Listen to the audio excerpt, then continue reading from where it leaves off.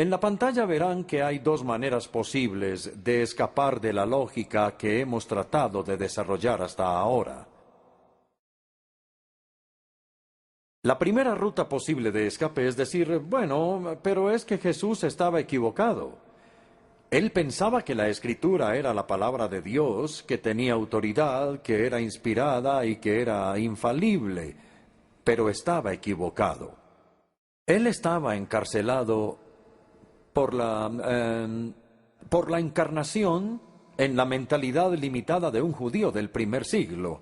Entonces, claro que creía en la autoridad de la Escritura. Todos los judíos contemporáneos creían en la autoridad de la Escritura, pero como ellos, él estaba equivocado.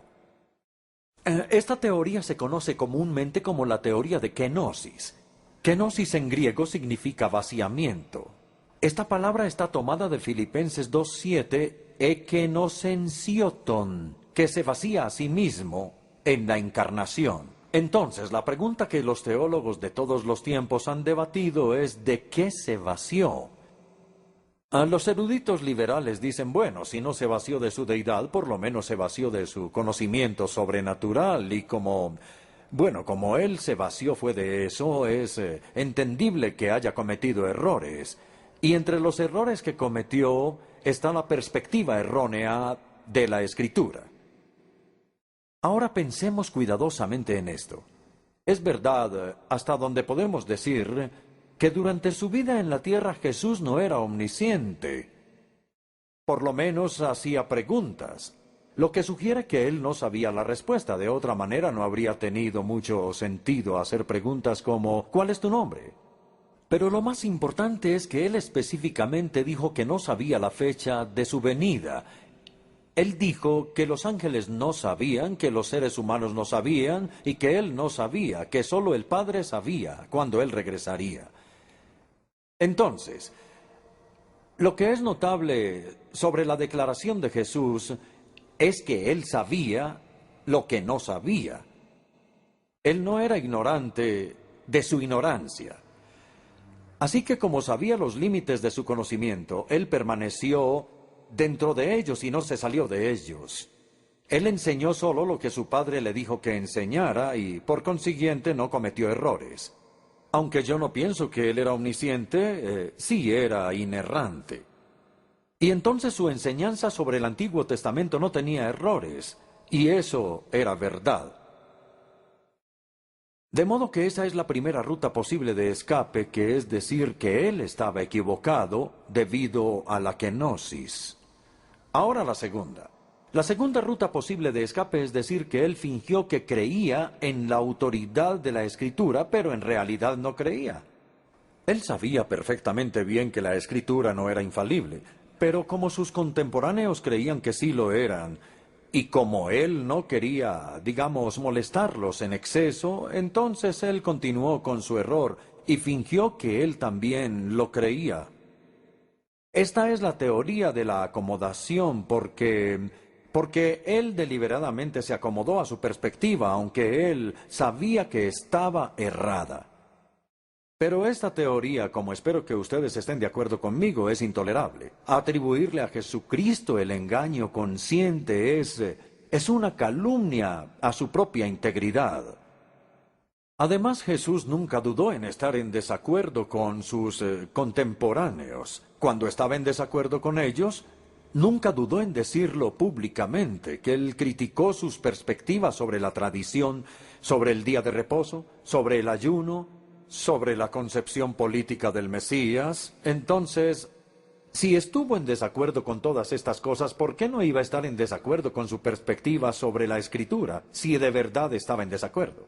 Además, la teoría de la acomodación hace a Jesús culpable del pecado que él más detestaba, y es el pecado de la hipocresía, pretender creer lo que uno no cree. Vamos a recapitular sobre lo que hemos dicho hasta este momento. Hay dos intentos de ruta de escape y ambas declaran que la enseñanza de Jesús estaba errada. De acuerdo con la primera, el error de Jesús era involuntario, no podía evitarlo. Era porque él estaba encarcelado en la mentalidad de un judío del primer siglo. De acuerdo con la segunda, el error de Jesús era deliberado. Él decidió fingir que estaba de acuerdo cuando no lo estaba. De acuerdo con la primera, Jesús fue engañado. De acuerdo con la segunda, él era un engañador. Pero la teoría de kenosis y la de la acomodación deben ser rechazadas fuertemente. Desacreditan seriamente la honestidad, la integridad y la autoridad del Hijo de Dios. Y contra estas especulaciones difamatorias, decimos que Jesús sabía lo que decía, quería decir lo que decía, y era verdad. Así que nosotros también debemos creer y enseñar estas cosas. Ahora pasamos de la autoridad del Antiguo Testamento, el cual Cristo aprobó, a la autoridad del Nuevo Testamento, el cual Jesucristo dispuso.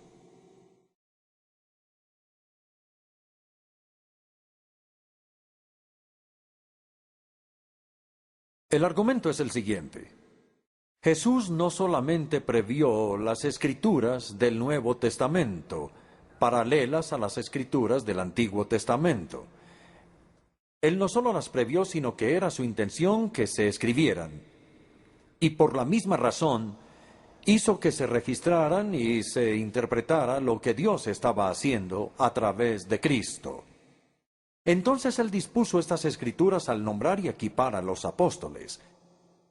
Y la naturaleza y función de los apóstoles es realmente crucial para entender este argumento. Consideremos ahora la palabra apóstolos, que es la palabra griega de apóstol.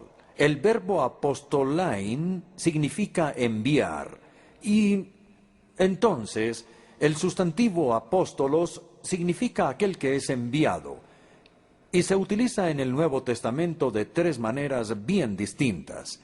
Y tenemos que entender esto. Una sola vez y solo una vez se refiere a todo el pueblo cristiano. Todos los discípulos de Jesús son de alguna manera apóstoloi, enviados al mundo. Esta mención se encuentra en el Evangelio de Juan, capítulo 13, versículo 16, en el contexto de cuando Jesús les lava los pies a los discípulos en la habitación superior. Dijo Jesús, aquel que es enviado, en griego es apóstolos, aquel que es enviado no es mayor que quien lo envió. Así que todo esto en un sentido es parte de la misión apostólica de la Iglesia. Jesús dijo, así como el Padre me ha enviado a mí al mundo, así los envío yo al mundo. Todos somos enviados al mundo a testificar y a servir, y en ese sentido todos somos apóstoles. Todos compartimos la misión apostólica de la Iglesia, que es compartir el Evangelio con el mundo. Pero 2 o 3 veces la palabra apóstolo se utiliza con respecto a los apóstoles de las iglesias. Nosotros los llamamos los socios de las misiones, o ahora, si ustedes prefieren, misioneros enviados por una iglesia a otra para cumplir alguna tarea o asignación. En 2 Corintios 8:23, Pablo se refiere a ciertos hermanos como representantes de las iglesias. Esa, si no estoy mal, es la Nueva Versión Internacional, pero la palabra en griego es apóstoles de las iglesias.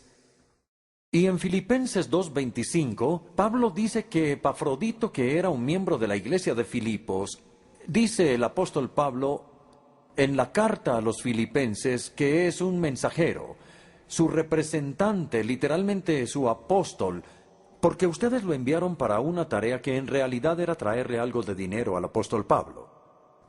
Así que una vez y solo una vez la palabra apóstolo se utiliza para nosotros. 2, 3 o 4 veces en su uso en el Nuevo Testamento se refiere a los apóstoles de las iglesias, misioneros. Pero el abrumador uso de la palabra se refiere a ese grupo único que usualmente llamamos los 12 apóstoles, a quienes Pablo y Santiago y el líder de la iglesia en Jerusalén se sumaron después. Estos eran los apóstoles de Cristo, no apóstoles de las iglesias, sino enviados por el mismo Jesús. Para entender la importancia de esto, vamos a considerar el doble trasfondo de la palabra apóstolos. Por un lado, el trasfondo profético y por otro, el trasfondo rabínico. El apóstol era el equivalente de ambos en el Nuevo Testamento. Tomemos los profetas del Antiguo Testamento. Los profetas se describen como enviados por Yahvé. Yo te envío, le dijo Dios a Moisés. Y le dijo a Isaías, ¿a quién enviaré? ¿Quién irá por nosotros? E Isaías dijo, aquí estoy yo, envíame a mí.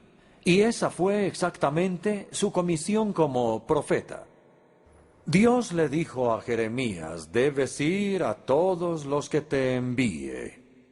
Y de nuevo a través de Jeremías, Dios dijo a los israelitas día tras día, una y otra vez les envié a mis siervos los profetas.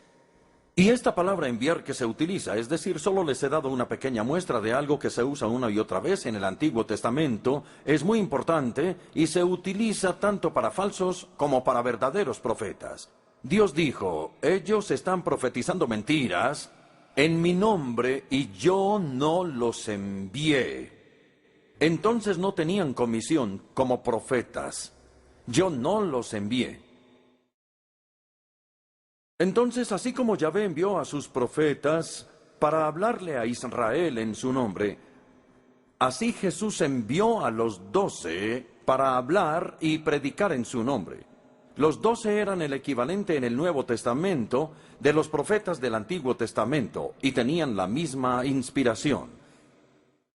Mientras que el primer trasfondo del significado de apóstolos es profético, el segundo no era el profeta, sino el shaliach del judaísmo rabínico.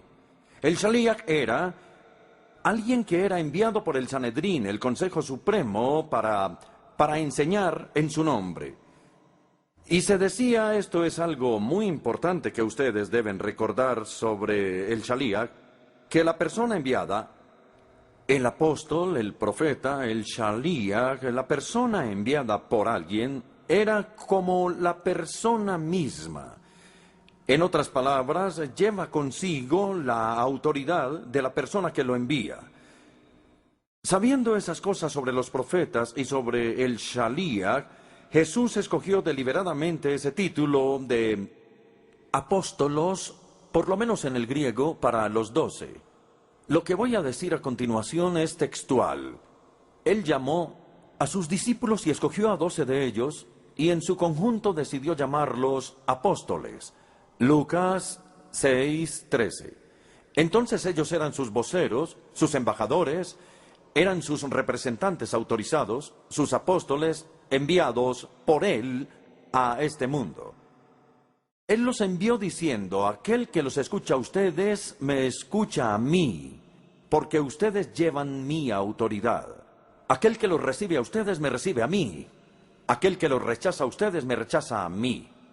Y como veremos en un momento, agregó Pablo luego a Santiago. Ahora es importante entender la triple, quizá la cuádruple singularidad, pero dejemos el cuarto punto para después. Entonces, la triple singularidad de los 12, de los apóstoles de Jesucristo, la primera fue el nombramiento personal y la autorización por parte del mismo Jesús.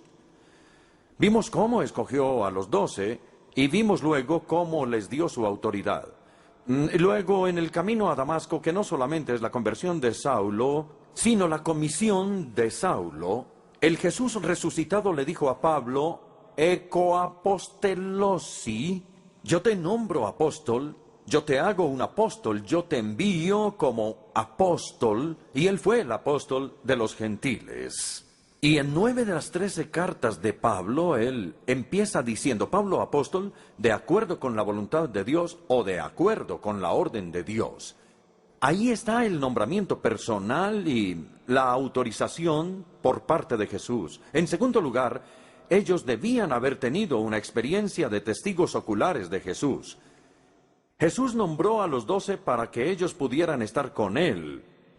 Marcos 3:14 les dio inigualables oportunidades de escuchar sus palabras, de ver sus obras y luego de ser testigos de lo que habían visto y oído.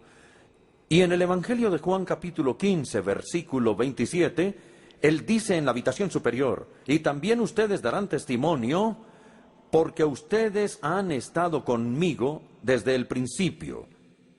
Cuando Judas debía ser reemplazado como el apóstol 12, Pedro dejó en claro el tipo de requisitos que debía tener. Debe acompañarnos, dice Pedro, durante el tiempo que el Señor estuvo con nosotros, durante todo el tiempo, para que pueda ver todo aquello que vemos nosotros, y de ese modo pueda ser un auténtico testigo de la resurrección. Ahora bien, Pablo y Santiago no fueron testigos de Cristo durante su ministerio público, pero sí habían sido testigos de la resurrección. Pablo, por ejemplo, porque esta es la razón por la que Pablo pudo llegar a ser apóstol, aunque no había estado con Jesús durante los días de su ministerio público. 1 Corintios 9, versículo 1. ¿No soy yo un apóstol? Dice Pablo. ¿No he visto a Jesús, nuestro Señor? Y afirma que en el camino a Damasco se le concedió ver a Jesús resucitado, y después de haber visto a Jesucristo y de ser su testigo, podía ser un apóstol. Nuevamente en 1 Corintios 15, versículo 8 dice, y por último, hoy menciona una lista. Ustedes recuerdan de los apóstoles, y por último se apareció ante mí, el más insignificante de los apóstoles. Entonces en ambos versículos relaciona directamente ser un apóstol y haber visto a Jesús. Y esa es la razón por la cual tenemos que tener el valor de decir que no hay apóstoles en la iglesia de hoy. Nadie, absolutamente nadie, tiene la autoridad del apóstol Pablo o del apóstol Pedro o del apóstol Juan. Por supuesto, hay obispos, hay arzobispos, hay superintendentes, plantadores de iglesias, hay misioneros, pero no son apóstoles, no debemos llamarlos apóstoles. Podríamos simplemente darles el adjetivo y decir que ellos tienen un ministerio apostólico.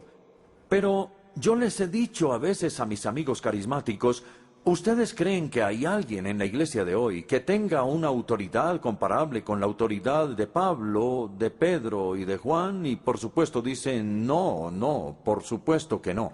No hay nadie que tenga esa autoridad.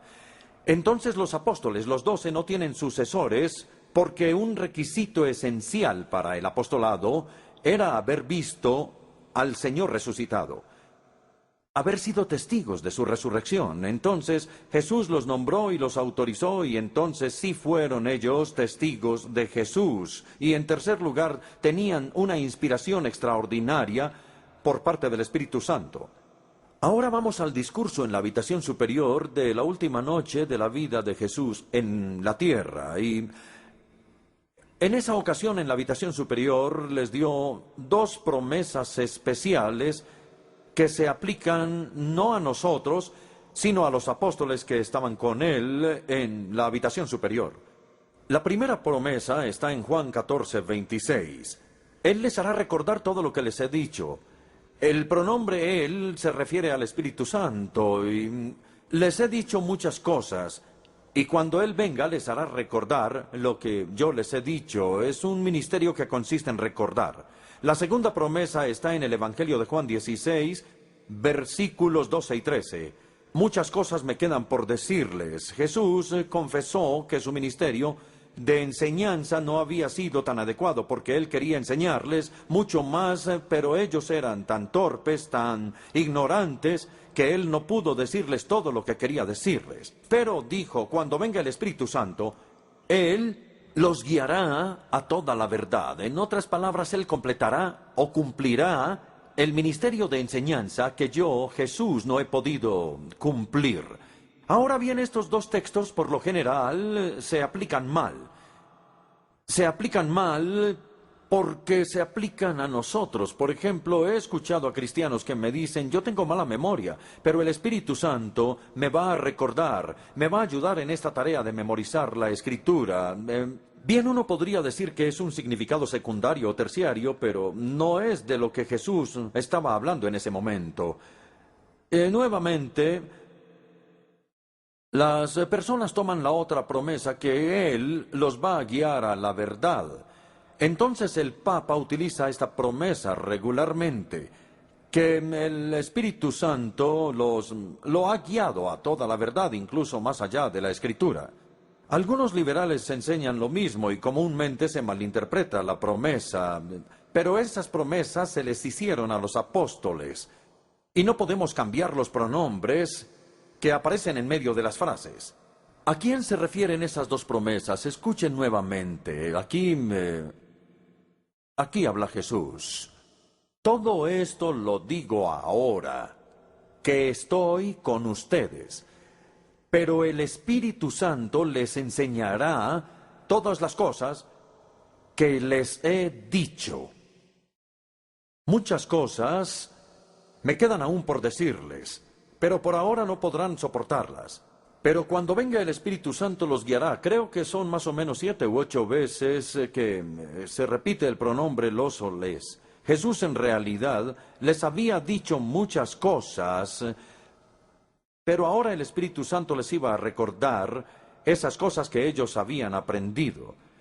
Y nuevamente el Espíritu Santo tenía mucho más que revelarles, pero ellos no podían soportarlo en ese momento, tenían que esperar a que el Espíritu viniera. El Espíritu complementaría o completaría lo que Jesús les había dicho. Entonces creo que tenemos estas dos promesas claras en nuestra mente. En la primera, el ministerio del Espíritu consiste en recordar, y en la segunda, el ministerio del Espíritu Santo consiste en completar o complementar. La primera promesa se cumplió en la escritura de los evangelios, y la segunda se cumplió en la escritura de las epístolas. Ahora vamos a ver lo que yo pienso que puede ser la cuarta singularidad de los apóstoles, y se trata de la habilidad de hacer milagros. Nosotros nunca debemos restringir a Dios ni decirle si puede hacer milagros o no. Pero si queremos tener una comprensión bíblica de los milagros, debemos decir que su propósito principal ha sido autenticar las etapas recientes de la revelación. Una de ellas es la enseñanza de los apóstoles. El apóstol Pablo pudo decir, como en 2 Corintios 12, versículo 12, él dice, las marcas distintivas de un apóstol, tales como señales, prodigios y milagros se dieron constantemente entre ustedes. Las marcas distintivas de un apóstol. Pablo dice que su propio ministerio de enseñanza como apóstol se vio autenticado por los milagros. Ahora vamos a pasar de las 4 singularidades de los apóstoles al reconocimiento de su singularidad. Primero con el mismo Cristo. Ya cité esto, Mateo 10:40. El que los recibe a ustedes, me recibe a mí. Jesús les dio su misma autoridad, de manera que si escuchaban a los apóstoles, escucharían al mismo Cristo. En segundo lugar, su singularidad fue reconocida por los mismos apóstoles. La conciencia que ellos tenían de su autoridad apostólica salta a la vista en las cartas. Ellos no escribían en nombre de la iglesia. Por el contrario, ellos escribían a las iglesias en nombre de Cristo. Ellos exigían que las cartas fueran leídas en la asamblea pública, junto con las escrituras del Antiguo Testamento. Así que las iglesias empezaron a recolectar las cartas apostólicas y a leerlas durante la adoración. Y Pablo le agradece a Dios en 1 Tesalonicenses, porque cuando los tesalonicenses recibieron su mensaje, no lo recibieron como las palabras de un hombre, sino como las palabras de Dios. Y ahí Pablo está afirmando que sus palabras eran las de Dios. Igualmente, sorprende, creo yo, es en 2 Tesalonicenses capítulo 3, donde Pablo pronunciaba estas palabras. Hermanos, en el nombre del Señor Jesucristo, les ordenamos que se aparten de todo hermano que esté viviendo como un vago. Y si alguno no obedece las instrucciones de esta carta. Y nosotros nos preguntamos, pero ¿quién es este que está dando órdenes y que espera que se le obedezca? No hay nadie en la iglesia de hoy que tenga una autoridad comparable a esa. Pero Pablo utilizó esas palabras porque creía que tenía la autoridad de un apóstol. Ahora vamos a Gálatas 4, 14, 15, que en mi opinión es el más extraordinario de todos. Como bien saben, les escribió a los Gálatas, como bien saben, la primera vez que les prediqué, el Evangelio fue debido a una enfermedad, no sabemos qué enfermedad. Algunas personas creen que le dio malaria en los pantanos de Panfilia y que cuando llegó a las montañas estaba enfermo. Le había afectado los ojos y lo había desfigurado. Y entonces él les dice, si ustedes hubieran podido, me habrían dado sus propios ojos, me habrían hecho un trasplante de ojos. En todo caso, mi enfermedad fue una prueba para ustedes, tal vez porque lo había desfigurado. Pero no me trataron con desprecio ni desdén, al contrario, me recibieron como un ángel de Dios, como si se tratara de Cristo Jesús. Yo creo que esto es lo más sorprendente. Él no los reprendió por tenerlo en alta estima. Ellos tenían razón en pensar que él tenía la autoridad de Jesucristo, porque ellos eran los apóstoles de Cristo. Ellos eran sus representantes, sus plenipotenciarios. Así que la autoridad única de los apóstoles fue reconocida por los apóstoles mismos. En tercer lugar, fue reconocida por la iglesia primitiva. Ellos creían que cuando la era apostólica llegó a su fin y el último de los apóstoles murió, ellos entraron en una situación nueva juntos. Y yo creo que el mejor ejemplo de esto es el de un hombre llamado el obispo Ignacio. Los eruditos dicen que este hombre vivió en el año 110 después de Cristo y que era obispo de Antioquía. Él fue condenado a muerte como cristiano. Y cuando iba camino a Roma desde Antioquía para ser ejecutado, y cuando iba camino allá, que obviamente tomó varias semanas, él escribió un total de 7 cartas que han sobrevivido a los romanos, a los tralienses, a los esmirneos y a otros.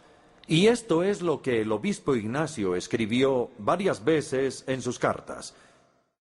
No les doy mandamientos como Pedro o Pablo, porque yo no soy un apóstol, sino un hombre condenado.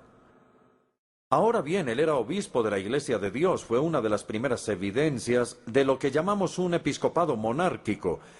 Pero él dijo, no soy un apóstol, no tengo la autoridad de los apóstoles, y no les puedo dar mandamientos como ellos. Entonces, en las primeras batallas con los herejes, los padres de la iglesia como Tertulio e Irineo apelaron a la enseñanza de los apóstoles. Y también lo hizo Atanasio en su apología de los arrianos. Ahora creo que debemos considerar el canon del Nuevo Testamento y por qué llegó a establecerse.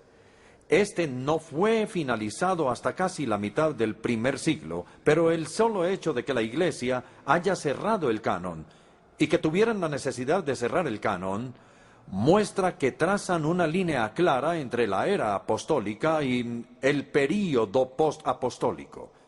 La prueba de si un libro era canónico era si era apostólico.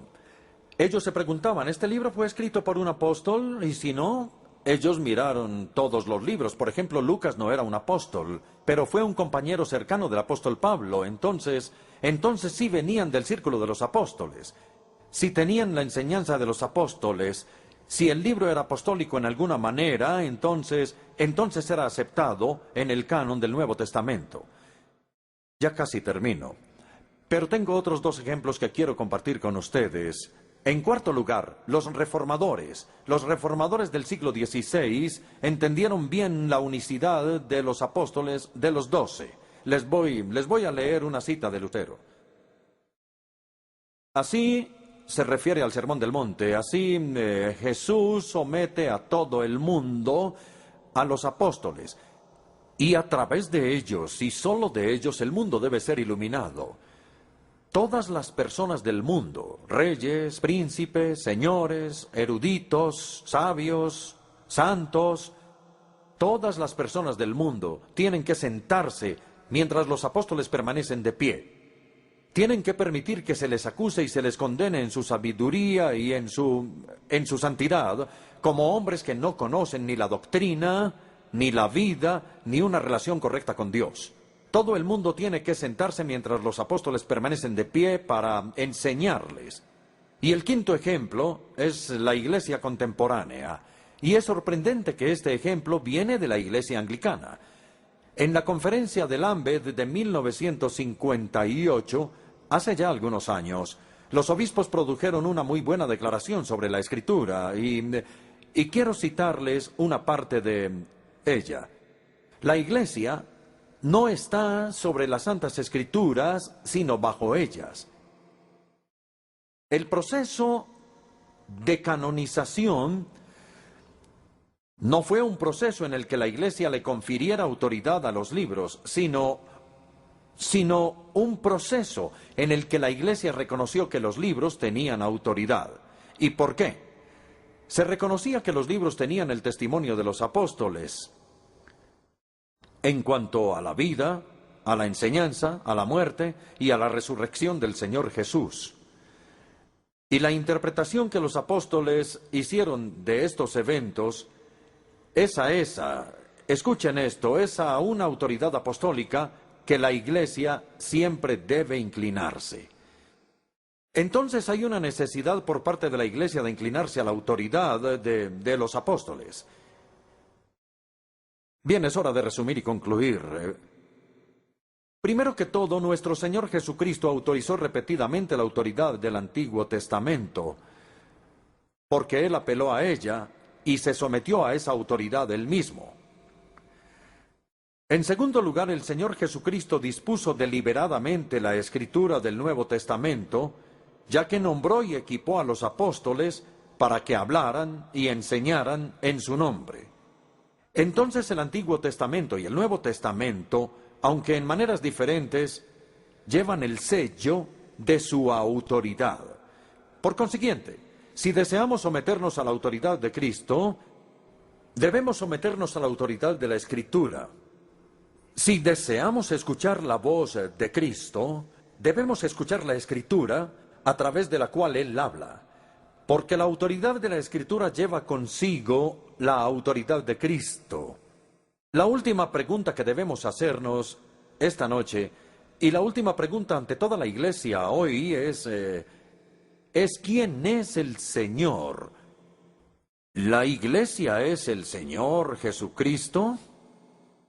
¿Y tiene el poder de editar y manipular su enseñanza? ¿O es Jesucristo el Señor de la Iglesia? Y entonces la Iglesia debe obedecerle.